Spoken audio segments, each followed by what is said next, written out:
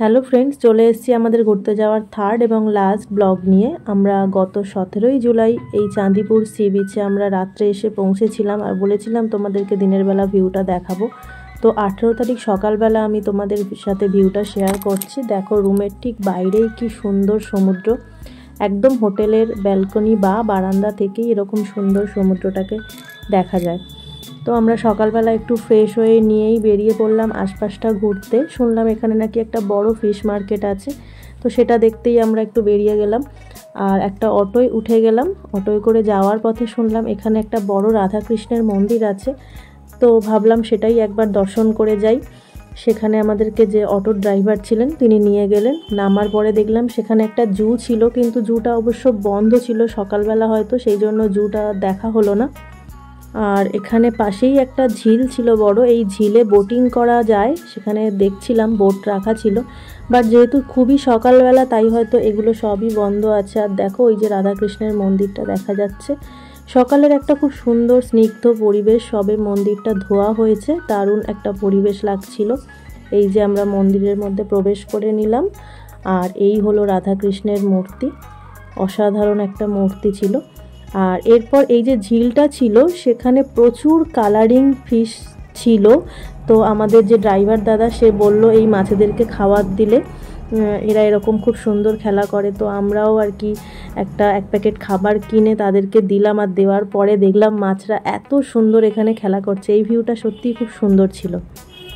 আর এরপর আমরা চলে গেলাম এখানের যে ফিশ মার্কেটটা সেখানে, কিন্তু যদিও ফিশ মার্কেটটা গিয়ে আমাদের একদমই ভালো লাগেনি। এর থেকে মনে হলো আমাদের ক্যানিংয়ের মাছের আড়ত অনেক বড়।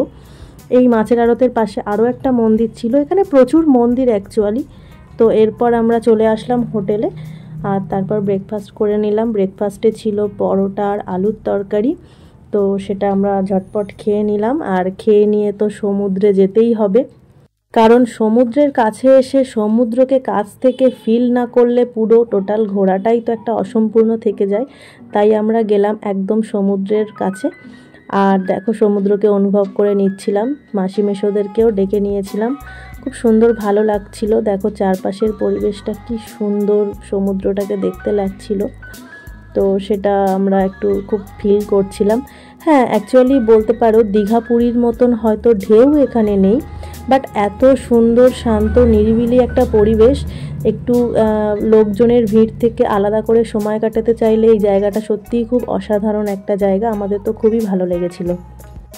এরপর কিছুক্ষণ আমরা সমুদ্রে সময় কাটালাম আর তারপরে চলে আসলাম রুমে ফ্রেশ হয়ে চলে আসলাম ডাইনিংয়ে লাঞ্চ করতে।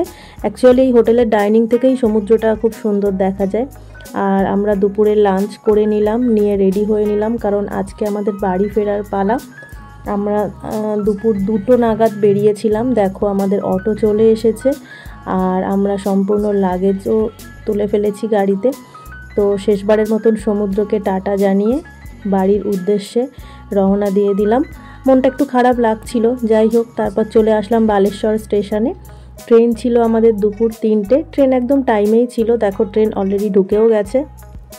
এরপর ট্রেনে উঠে গেলাম। ট্রেনের মধ্যে খুব একটা ভিডিও করার সুযোগ হয়নি, তাই আর ভিডিও করিনি। রাত 9টা নাগাদ আমরা হাওড়া স্টেশনে নামলাম, তারপর ওখান থেকে আমরা আসলাম শিয়ালদা স্টেশনে। শিয়ালদায় যখন ঢুকেছি তখন বেজে গেছে প্রায় 10টা।